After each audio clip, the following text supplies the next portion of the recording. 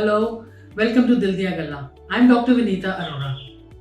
आजकल इतना सुन रहे हैं हार्ट अटैक के बारे में।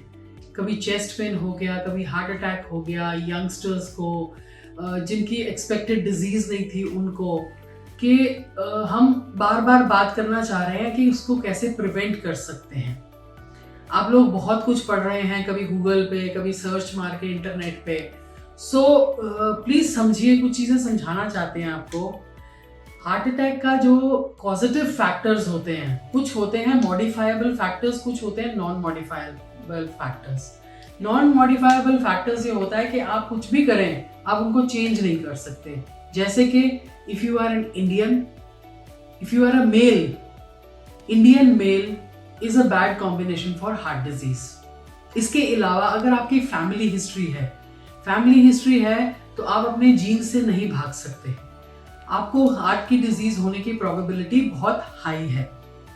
इसके अलावा होते हैं मॉडिफाइबल रिस्क फैक्टर्स, जैसे कि अगर आपको डायबिटीज है, हाइपरटेंशन है, आप उसका कंट्रोल कर सकते हैं, अच्छे से कंट्रोल में रख सकते हैं।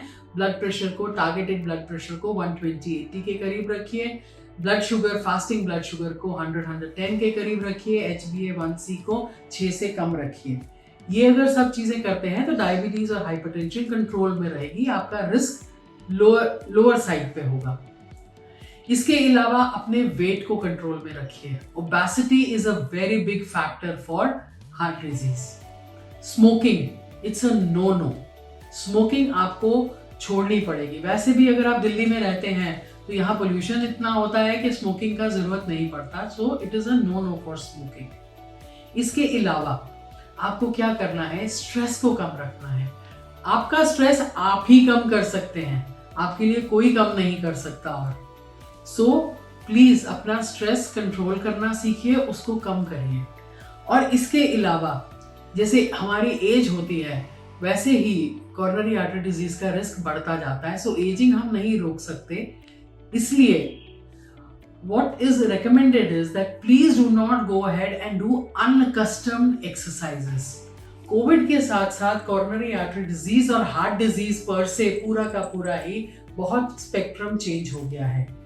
आप अगर अनअकस्टम एक्सरसाइज करते हैं तो आपका रिस्क इनफैक्ट कम नहीं बढ़ जाता है हार्ट डिजीज को।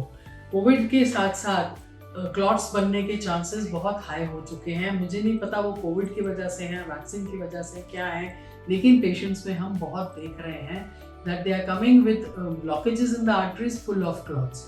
सो इसलिए आपको ये बहुत हिदायत से बोल रही हूँ दैट अगर आप यूज टू नहीं हैं जिम जाने के, तो अब मत सोचिए कि जिम जाके मैं सबसे पहले 40 मिनट ट्रेडमिल कर लूंगा। नहीं, ऐसे नहीं कर सकते आप। अगर आपको एक्सरसाइज शुरू भी करनी है तो आप वॉक से करिए।